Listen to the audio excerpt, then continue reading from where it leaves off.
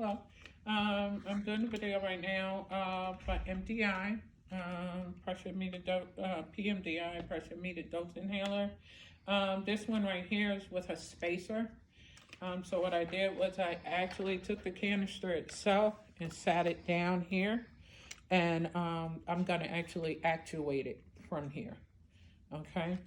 So I will, the good thing about a spacer, the difference between a spacer and something like this, a chamber, is that this has a one-way valve, this does not. The good thing about it is that it actually saves medication and it helps the patient as far as deposition rate and getting that into their lungs.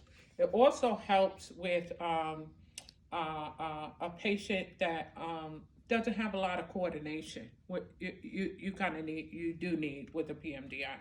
Okay, so I would just have the patient, I would actuate the drug, prime it, put it in there, and just Mm-hmm. yeah. Okay, so I'm gonna, then I would go ahead and actuate into the spacer, and then go ahead and inhale. And the good thing, that's the good thing about the spacer. You wanna put it in your mouth, have the person start to inhale as they're pressing down on the actuator.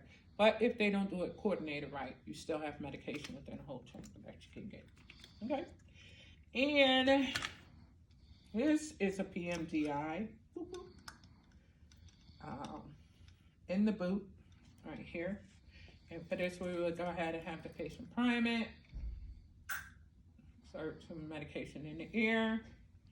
Have the patient 2 fingers from their mouth. If you're not using a spacer or holding chamber, you have it 2 inches from their mouth. You can use the closed mouth or the open mouth,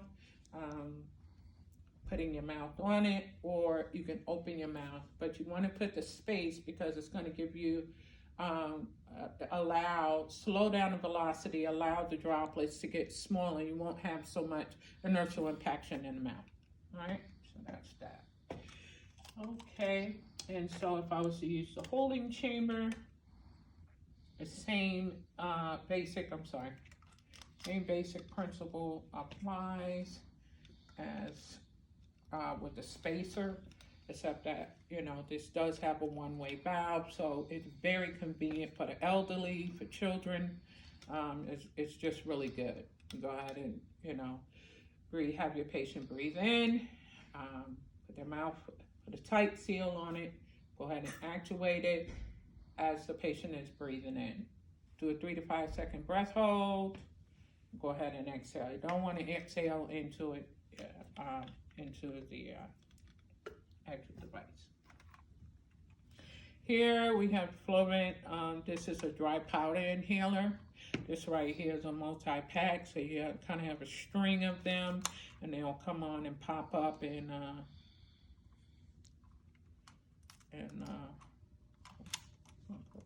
okay, yeah, so you can open it. The thing about this is that a patient has to be able to breathe and to inhale at least 60 liters per minute.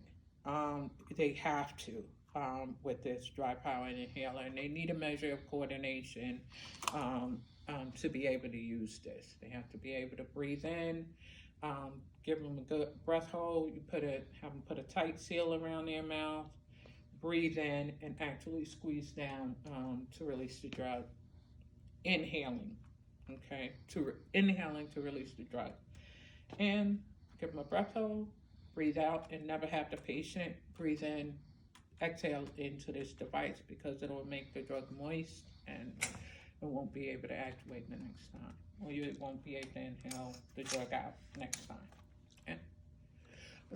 Also, the dry powder inhaler, very important, I almost forgot, is that this right here is a steroid, and because of that, you want to be able, you have the patient rinse out their mouths. You want to have them rinse out their mouth, and you want them to be able to spit that. You want to see them spit that. You don't want it to be, want them to swallow it, for it to go down to their esophagus and the gastrointestinal tract, because it can cause thrush.